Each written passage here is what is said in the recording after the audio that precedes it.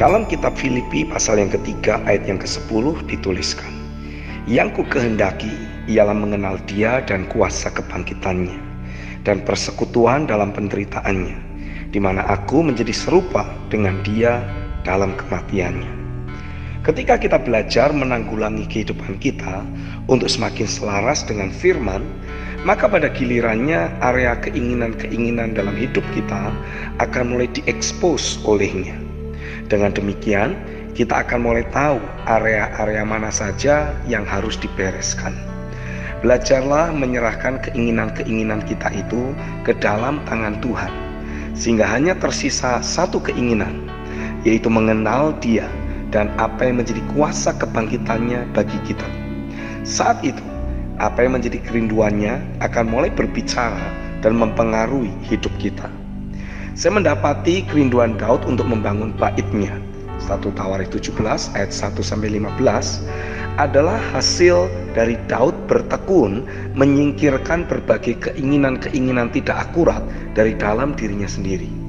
Dan lewat terbangunnya persekutuan yang semakin intim dengan Bapa, Daud mulai bisa menangkap kerinduan hati Bapa, yaitu bersekutu dengan umatnya di muka bumi ini. Yang pertama, semakin kita memiliki niat untuk menyingkirkan keinginan-keinginan dari pikiran dan hati kita, yaitu keinginan-keinginan yang tadinya berbicara dengan kuat dalam batin kita, seperti keinginan daging, yaitu dosa moralitas, pertengkaran, perpecahan, pesta pora, dan sebagainya. Galatia 5 ayat 16-21. Keinginan tubuh, berbagai jenis kecanduan, keinginan mata, keinginan telinga, dan berbagai keinginan akan hal-hal duniawi, entah itu berupa kesuksesan, ambisi, dan lain-lain. Maka perlahan tapi pasti, keinginan-keinginan itu akan mulai memudar dari pikiran kita. Keinginan-keinginan itu bermanifestasi dalam diri kita berupa suara, pemikiran-pemikiran, dan imajinasi seperti suara sumbang dan bising atau noise, dan memiliki kuasa untuk mempengaruhi kita. Kalau kita mengizinkan rupa-rupa keinginan tersebut bekerja dalam diri kita, maka keinginan itu akan mulai berkuasa atau memegang kendali atas hidup kita. Sebaliknya, sekali kita ambil keputusan untuk mulai menyelaraskan frekuensi pikiran kita dengan terus men-setting pikiran kita lewat memperkatakan firman dan mengimajinasikan firman, membangun logika ilahi bahwa kita telah mati bagi dosa dan hidup bagi Allah, Roma 6 ayat 11, maka dosa benar-benar tidak berkuasa lagi di dalam tubuh kita yang fana, Roma 6 ayat 12.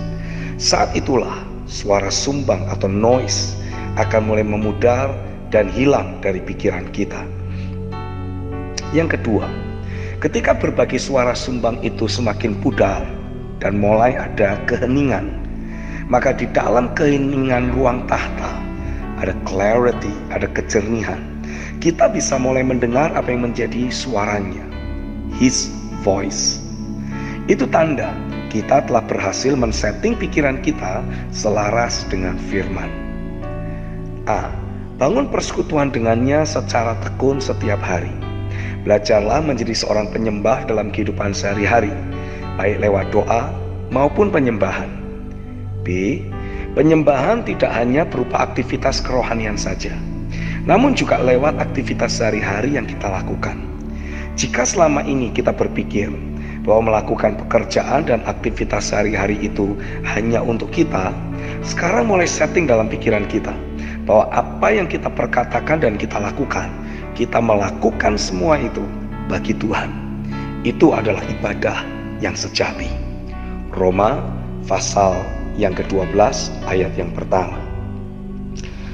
Kitab Kolose pasal 3 ayat yang ke-17 mencatat, "Dan segala sesuatu yang kamu lakukan dengan perkataan atau perbuatan, lakukanlah semuanya itu di dalam nama Tuhan Yesus, sambil mengucap syukur oleh Dia kepada Allah Bapa kita." C. Saat kita sudah mulai membuang keinginan-keinginan yang tidak akurat itu, perlahan tapi pasti kita mulai menangkap apa yang menjadi kerinduan hati Tuhan. Saya mengalami ketika kita sulit memahami isi hati Tuhan, ada jalan bagi kita. yaitu dengan cara menangkap firman yang dilepaskan oleh Bapa Rohani.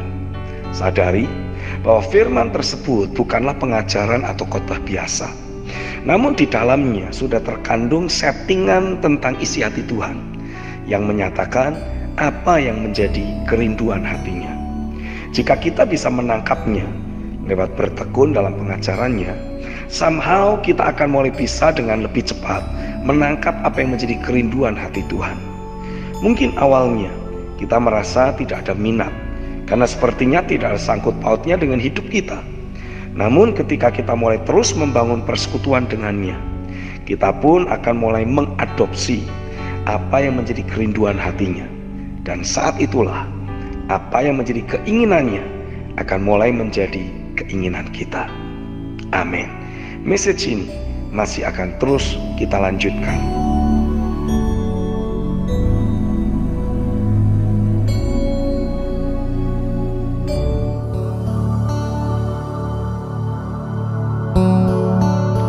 Message ini adalah kelanjutan dari message kemarin. Yang ketiga, kerinduan untuk membangun baitnya di muka bumi ini dapat dipraktekkan dalam kehidupan sehari-hari. Pertama-tama dengan cara memberi diri kita untuk dibangun menjadi baitnya di muka bumi ini. 1 Korintus 6 ayat yang ke-19 mencatat, atau tidak tahukah kamu bahwa tubuhmu adalah bait Roh Kudus yang diam di dalam kamu, Roh Kudus yang kamu peroleh dari Allah, dan bahwa kamu bukan milik kamu sendiri. Ketika saya merenungkan apa yang ditulis dalam kitab Roma pasal yang ke-6 ayat 11-12, saya menerima gambaran seperti sebuah rumah yang tadinya dimiliki oleh seseorang. Namun rumah itu sekarang sudah dijual dan dibeli oleh orang lain. Setelah rumah tersebut dibayar lunas, maka secara legal penghuni yang lama harus angkat kaki dari rumah itu, karena ia sudah tidak lagi memiliki hak untuk tinggal di sana. Demikian pula kita. Pada saat kita ditebus dengan kuasa darah Yesus, kita harus segera men-setting pikiran bahwa kita telah mati bagi dosa dan hidup bagi Allah. Artinya tubuh kita ini sekarang sudah bukan milik dosa lagi. Artinya dosa harus keluar dari hidup kita. Dan jangan biarkan dosa dengan cara yang ilegal berusaha untuk menyelundup lagi masuk ke dalam rumah kita lewat berbagai keinginan yang tidak tertanggulangi. Kita sekarang hidup bagi Allah. Artinya kita harus memberi diri untuk membiarkan sang pemilik rumah yang baru, yang sesungguhnya yaitu Allah, untuk masuk dan merenovasi ulang hidup kita ini agar sesuai dengan keinginannya, yaitu dibangun menjadi baitnya yang kudus. Yang keempat, ketika kita terus semakin bertumbuh di dalam rumah rohani, maka kita juga akan dibawa Tuhan untuk menangkap kerinduan hatinya, yaitu bagi terbangunnya bait Allah secara korporat, yaitu tubuh Kristus. Kerinduan hati Tuhan tidaklah memulihkan segelintir orang saja, tapi Dia berkehendak untuk membangun sebuah kehidupan yang korporat sifatnya, yaitu pembangunan tubuh Kristus. Inilah masa perombakan besar-besaran bagi pembangunan tubuh Kristus. Kitab 1 Petrus pasal 2 ayat 1-9 mencatat bahwa tahap pertama pembangunan bait kudusnya adalah A. Kita belajar membuang segala keinginan yang tidak akurat dalam hidup kita. 1 Petrus 2 ayat 1. B. Terus memiliki roh yang haus dan lapar akan firman-Nya. Miliki niat untuk bertekun dalam pengajaran para rasul. Alami persekutuan yang sehat dengan Bapa setiap harinya, sehingga kita mengalami pertumbuhan yang semestinya. 1 Petrus 2 ayat yang kedua. C. Kita mengalami sendiri apa yang menjadi firman-Nya. Kita menjadi pelaku firman, bukan cuma mendengar saja. 1 Petrus 2 ayat yang ketiga. D. Kita cuma mengalami perombakan kehidupan kita untuk dibentuk ulang dan alami realita menjadi ciptaan baru. 1 Petrus 2 ayat yang keempat. E. Kita dipanggil bukan untuk mengalami kemenangan secara pribadi, tapi mulai meninggalkan kehidupan individual dan melebur di dalam rumah rohani yang ada. 1 Petrus 2 ayat yang kelima. F. Kristuslah sebagai batu penjuru menjadi pola ilahi dalam rumah rohani yang ada, bukan program, bukan ambisi manusia. 1 Petrus 2 ayat yang ke-6. G. Mereka yang menolak pola ilahi ini akan tersandung karena mereka menolak atau tidak taat untuk dibentuk sesuai dengan pola. 1 Petrus 2 ayat 7-8. H. Tuhan memiliki kerinduan untuk membangun sekelompok umat atau bangsa. Hal ini berbicara tentang kehidupan korporat. Sion terlahir dari rumah rohani yang ada. Kehidupan kita menjadi saksi bahwa Tuhan itu nyata dan Dia masih bekerja. 1 Petrus 2 ayat yang ke-9. Saya berdoa kehidupan kita tidak akan pernah sama lagi. Tuhan terus bekerja membangun ulang kehidupan kita agar semakin akurat dan selaras dengan firman-Nya. Terus terjadi gelora pekerjaan firman dan rohnya setiap hari. Dan alamilah diri kita semakin dibangun menjadi bait-Nya yang kudus. Amin.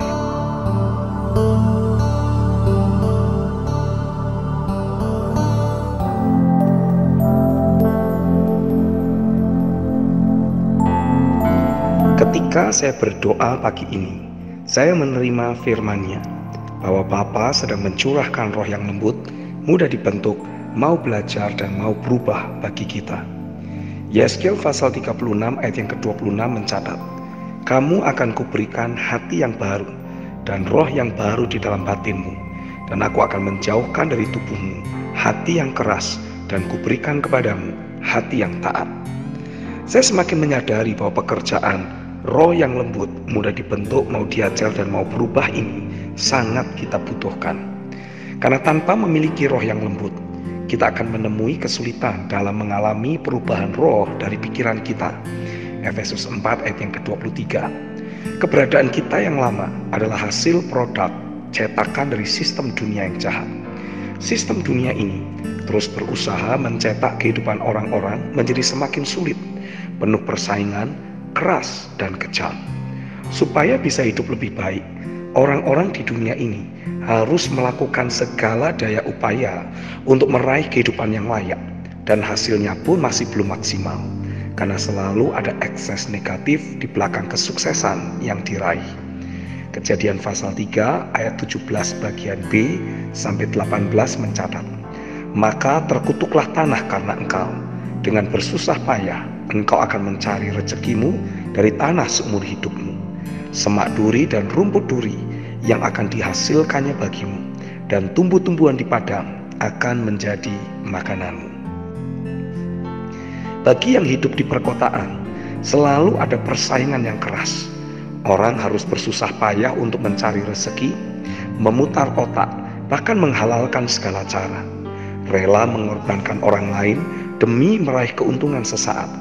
Roh keserakahan dan mementingkan diri sendiri bekerja kuat, mendrive orang untuk merasa tidak pernah puas dan terus ingin mencari uang. Roh kedagingan bekerja untuk mengkondisikan orang hidup di bawah belenggu hawa nafsu. Roh kekhawatiran terus mencetak orang-orang, sehingga hidup kita merasa tidak aman dan selalu diliputi kecemasan, merasa tidak ada jaminan hidup, keraguan, takut ditipu orang, dan lain-lain.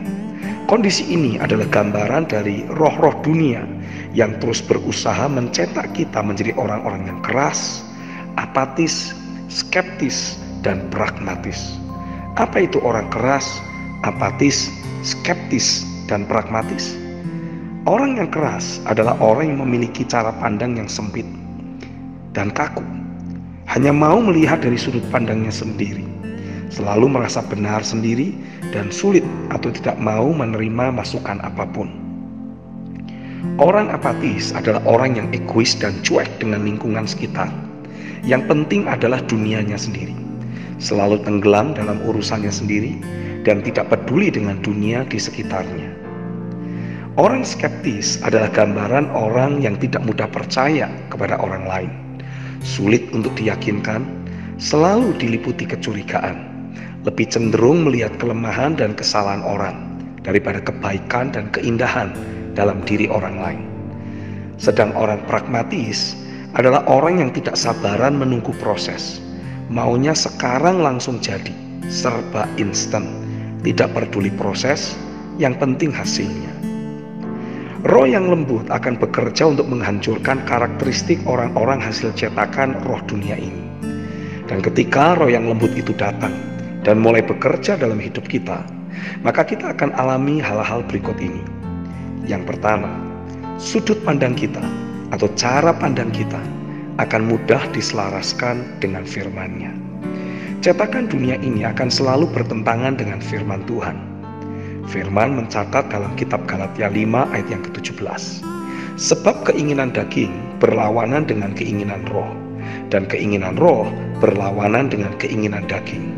Karena keduanya bertentangan, sehingga kamu setiap kali tidak melakukan apa yang kamu kehendaki. Dengan adanya roh yang lembut, akan membuat kita melihat dari sudut pandang firman, bukan lagi terpaku pada sudut pandang kita yang masih penuh kedagingan. Ketika kacamata kedagingan kita dilepas oleh pekerjaan roh yang lembut, kita pun bisa mulai melihat dari sudut pandang Tuhan. Saat itu, bersamaan dengan roh hikmat dan wahyu datang, kita pun akan mulai menerima pengertian apa maksud Tuhan di dalam firman-Nya. Hati kita yang tadinya keras akan mulai retak dan hancur lebur. Pertobatan datang dan kita pun terdorong menjadi pelaku firman karena kita ingin menyenangkan hatinya. Bukan lagi dipaksa-paksa untuk menjadi pelaku firman. Kekasih Tuhan, message ini masih akan berlanjut lagi.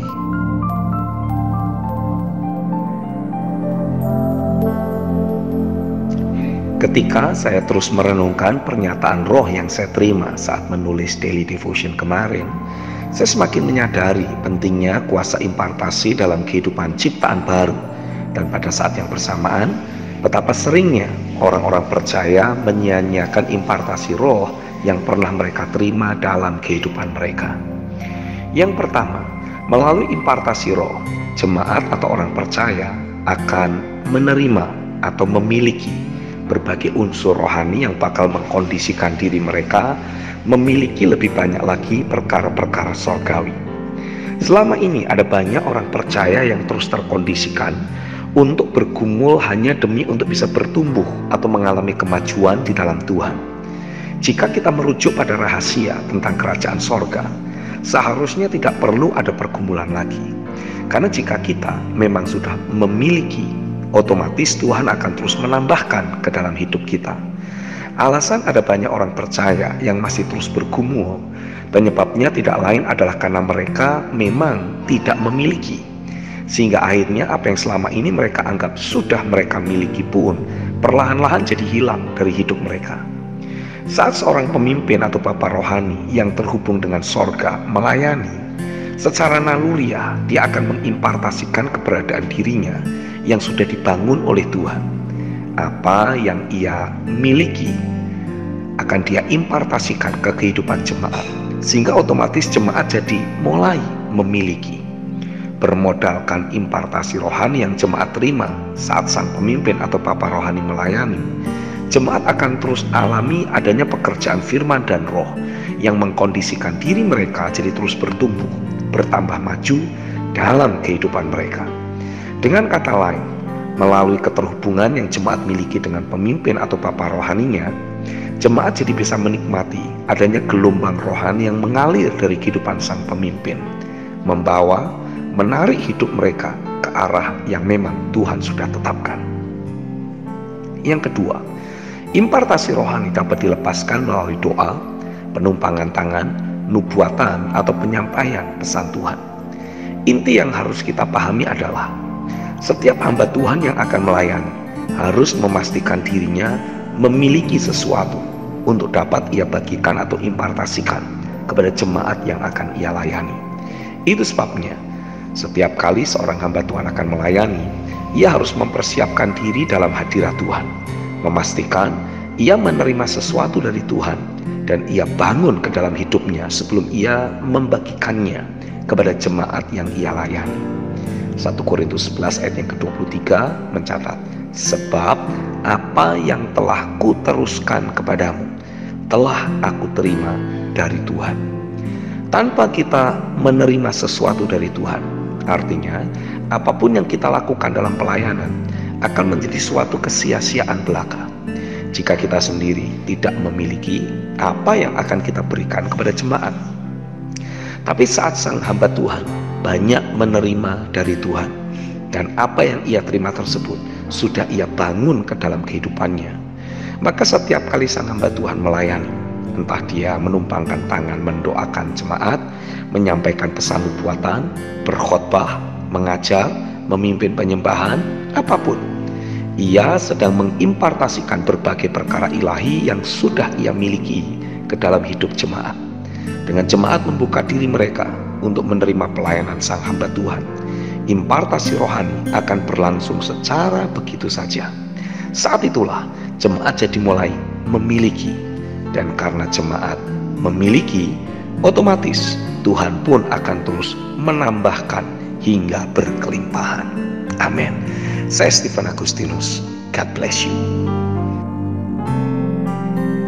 Mari dapatkan renungan harian Pastor Stephen Agustinus yang akan membangkitkan dan menyegarkan roh Anda dengan cara mengetik nama, kota, dan nomor WhatsApp Anda. Kirim ke nomor 0888 6132 106. Kami ulangi di 0888 6132 106. Tuhan itu nyata dan Dia masih terus bekerja.